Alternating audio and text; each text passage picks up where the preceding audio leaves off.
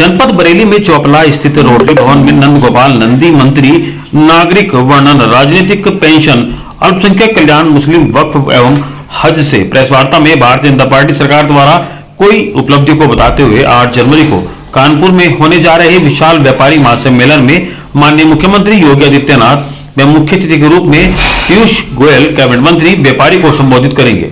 इस विषय में जानकारी दी। विपक्ष पर दोषारोपण करते हुए नंद गोपाल नंदी ने कहा कि चालाक बेटे के बारे में जानना है तो मुलायम सिंह से पूछो और मूर्ख बेटे के बारे में जानना है तो सोनिया गांधी से पूछो। इंफ्रास्ट्रक्चर में, ईज ऑफ डूइंग बिजनेस में ऐसी बहुत सारी योजनाओं में नंबर 1 है। हम एयरपोर्ट की बात करें तो केवल 2 एयरपोर्ट संचालित था 2017 से पहले, आज 9 एयरपोर्ट संचालित है। भारत का पहला राज्य होने का सौभाग्य प्राप्त हो रहा है उत्तर प्रदेश को, जहां 5 इंटरनेशनल एयरपोर्ट। तो आगाज 2017 जो कार्यक्रम है 8 जनवरी 2022 को मैं सभी आपके माध्यम से देखने वाले व्यापारियों को, व्यापारिक प्रतिनिधियों से, अपने समाज से ये अपील करता हूँ कि बड़ी संख्या में इसका उपस्थित होकर इस कार्यक्रम को सफल बनाएं। भारत सरकार के यशस्वी माननीय मंत्री पीयूष गोयल जी, उत्तर प्रदेश के परम आदरणीय पूज्य मुख्यमंत्री योगी आदित्यनाथ जी का प्रेरक मार्गदर्शन हम लोगों को प्राप्त होगा। हमारे व्यापार को और रफ्तार कैसे मिले और तेजी और गति कैसे मिले, इस पर मंथन होगा। विधानसभा चुनाव का दौरा, रथ यात्राओं का दौर निकल चुका है। मैनपुरी से कलेक्टर शादी यात्रा निकल रही है। उनका कहना है कि उनके कामों का फीता बीजेपी काट रही है। ये एक मजाक जैसा लगता है और ये आप सब भी महसूस कर रहे हो और प्रदेश की जनता अच्छी तरह से जान रही है। मैं जेवर एयरपोर्ट की बात करूं तो कभी बसपा सुप्रीमो उस पर ट्वीट करती हैं, कभी सपा, लेकिन आप सोचिए कि 20-22 साल में किसकी सरकार रही और आज तक उसको धरातल पर नहीं उतारा गया। जिस दिन से हमारी सरकार बनी, हमने उत्तर प्रदेश में एयरपोर्ट का जाल बिछाने का काम किया, एक्सप्रेसवे का जाल बिछाने का काम किया। तमाम इंफ्रास्ट्रक्चर आज ज़मीन पर, धरातल पर दिखाई दे रहे हैं। अखिलेश यादव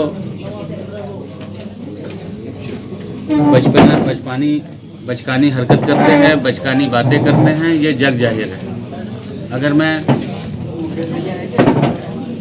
कोरोना से जब पूरी दुनिया जूझ रही थी, हमारे भारत के वैज्ञानिकों ने, हमारे डॉक्टरों ने वैक्सीन ईजाद की, उस पर भी उन्होंने माखौल उड़ाने का काम किया उनका कि हम भाजपा की वैक्सीन है, नहीं लगाएंगे।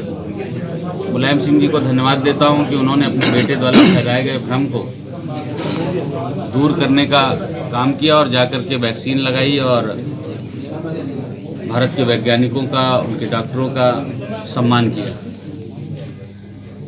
अभी मैं एक जोक पढ़ रहा था, अगर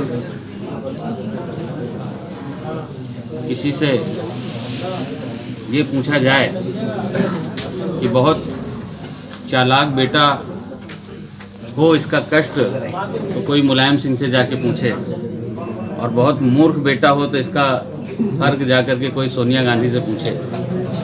तो ऐसी बचकानी हरकत जिन्होंने अपने पिताजी की कमाई हुई रकम पर, पिताजी की कमाई हुई गद्दी पर जाकर के बैठ गए, उन्होंने तो कुछ अपना से किया नहीं था, तो उनको कुछ पता नहीं है, तो वो ट्विटर, फेसबुक और वीडियो गेम खेलने में 5 साल निकाल दिए। और आज भी कभी ओसामा बिन लादेन को बता देंगे कि हमको वोट मिल जाए, कैसे मुस्लिम समाज का वोट हमें मिल जाए, इसके लिए कभी जिन्ना को आदर्श बताते हैं, तो कभी कैसे भी कुछ भी ऐसा बयान देते जैसे हमें मुस्लिम समाज का वोट मिल जाए। इस तरह की हरकतें करते हैं। इस प्रदेश की जनता ने अच्छी तरह से देखा है, इस देश की जनता ने अच्छी तरह से देखा है। 2014 के बाद लगातार अगर हम उत्तर प्रदेश की बात करें तो 2014 में भी प्रचंड बहुमत भारतीय जनता पार्टी को दिया है इस प्रदेश की जनता ने। 2014 से 2017 तक जब प्रधानमंत्री जी ने काम किया तो 2017 में प्रचंड बहुमत देकर के उत्तर प्रदेश में एक केक की स्लाइस, जैसे हैप्पी बर्थडे का केक काटते हैं गोल, विधानसभा है ऐसी गोल, एक स्लाइस में सपा, बसपा और कांग्रेस है, बाकी पूरे में बीजेपी। 2017 के बाद लगातार माननीय प्रधानमंत्री जी ने, माननीय मुख्यमंत्री जी ने काम किया। ये डबल इंजन की सरकार ने काम किया, तो 2019 में भी हमारा वोट का प्रतिशत बढ़ा और प्रचंड बहुमत के साथ आए। लोग कहते थे सपा बसपा इकट्ठा हो जाएगी तो बड़ा गजब हो जाएगा। और यूपी को साथ पसंद है, ये भी आपने देखा कि सपा और कांग्रेस इकट्ठे हो लिए, बसपा और सपा इकट्ठे हो लिए। इस प्रदेश की जनता अच्छी तरह से जान चुकी है हमारा हित कहाँ है, इस प्रदेश का भला कौन कर सकता है, इस देश का भला कौन कर सकता है। इसलिए मैं पूरे विश्वास के साथ कह सकता हूँ कि भारतीय जनता पार्टी की प्रचंड बहुमत की सरकार फिर से बनेगी। 21 साल की एज जो लड़की